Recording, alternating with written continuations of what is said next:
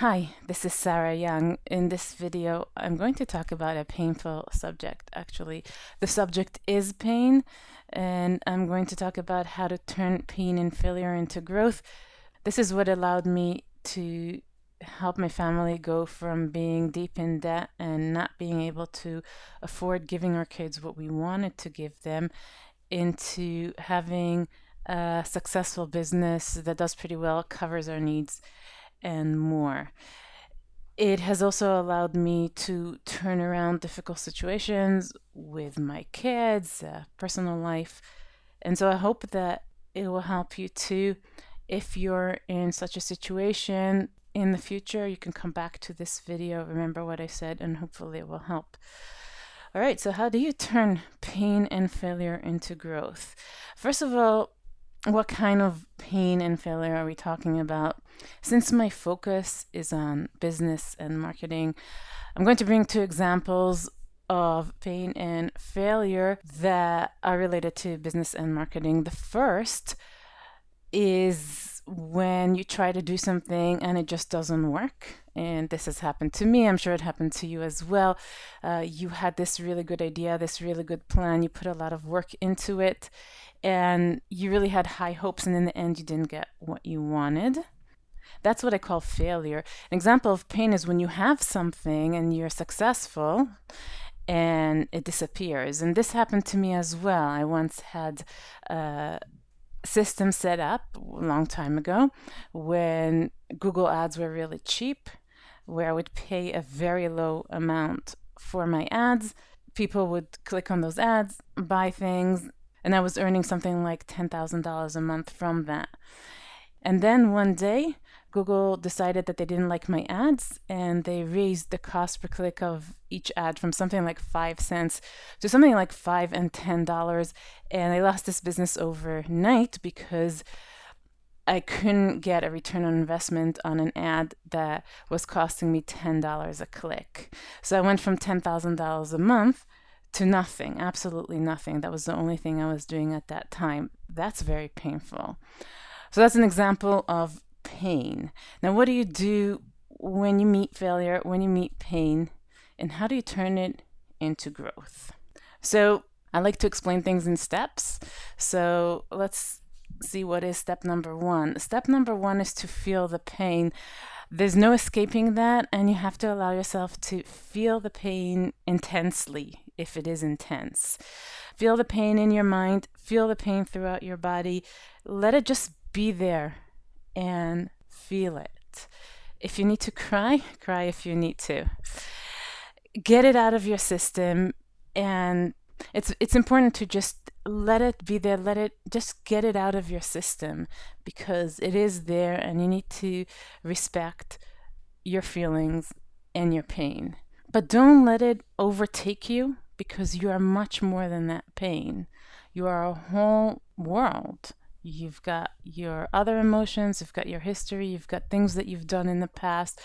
You're not that failure. It's just part of you. The pain is also just part of you, but it's not all of you, and don't let it overtake you.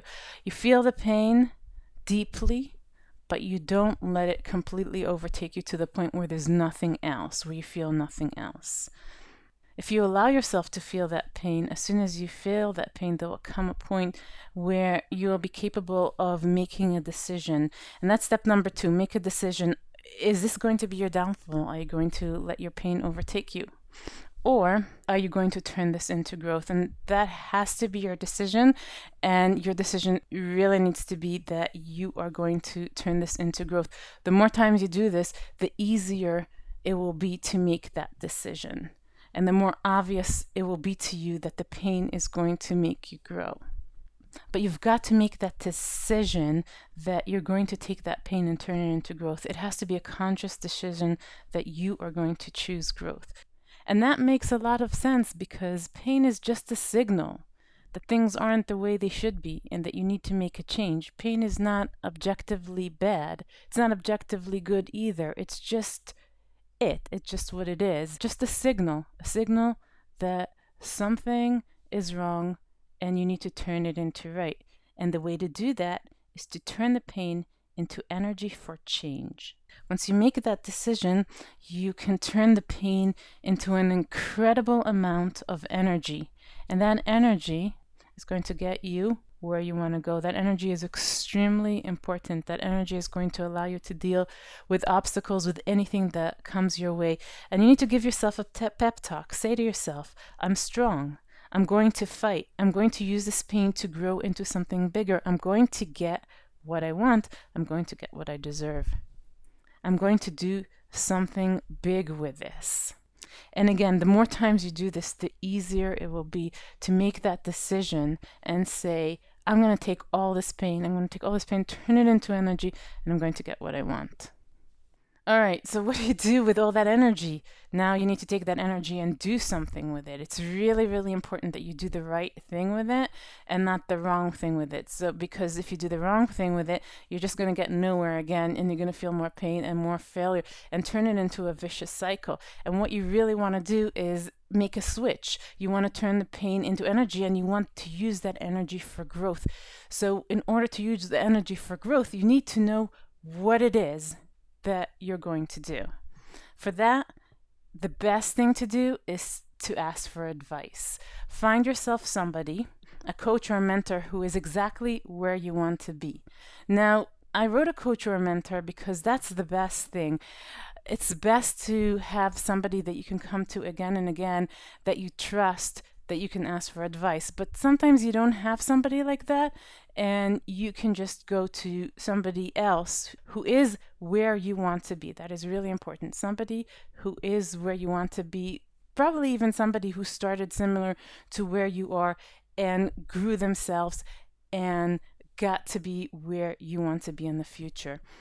Then do exactly what they tell you to do. Now, that might sound easy. Sure, I'll do exactly what they tell you to do, but it's going to end up being the hardest thing that you do. And the reason why it's going to end up being the hardest thing that you do is because this coach, this mentor, is going to tell you to do something that you've never done before, or something that you've done before, but they're going to tell you to do it in a totally different way.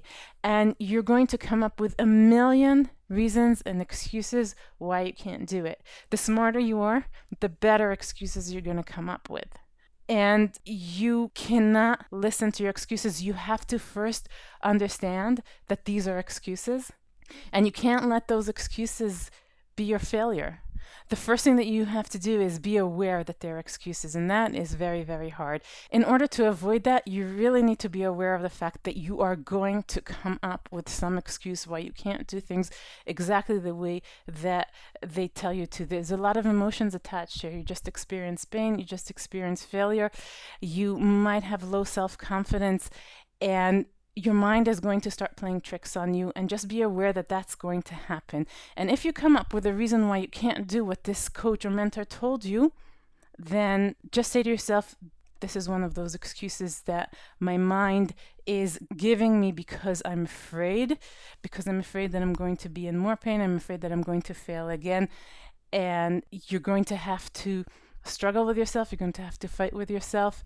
And you're going to have to charge ahead and do what they tell you anyway. And in future videos, I really hope to tell you more about exactly how to do that. For now, just know that you've got to do what they tell you to do. As long as the coach is somebody that you can trust and somebody who is where you want to be. And yes, that requires a little bit of research to find somebody who is trustworthy and somebody who really is where you want to be. But there are lots of people like that all over the world, and on the internet you can find them. And these people are usually very helpful and very happy to help you. So I told you that you're going to have a lot of excuses. The best thing to do is anytime you come up with a reason not to do it, ask yourself, why? What am I afraid of? What am I afraid of?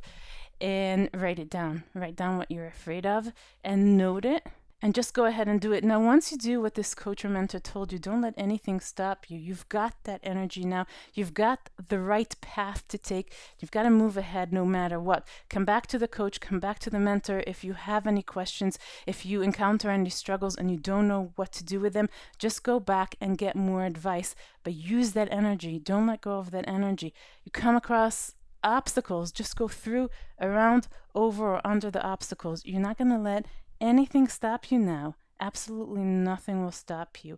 Now, if you do this, if you go through this process, the rewards will be huge. In order to get those huge rewards, you must be willing to listen to that mentor. You must be willing to follow their advice. You must be willing to get hurt.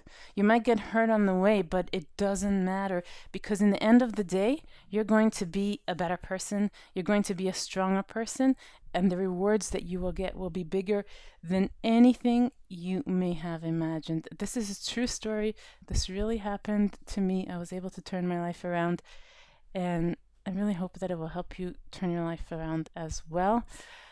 Let me know what you think of this video. It's something completely different from anything that I've ever done before, and if you like it, I'll do more of it. This has been Sarah Young.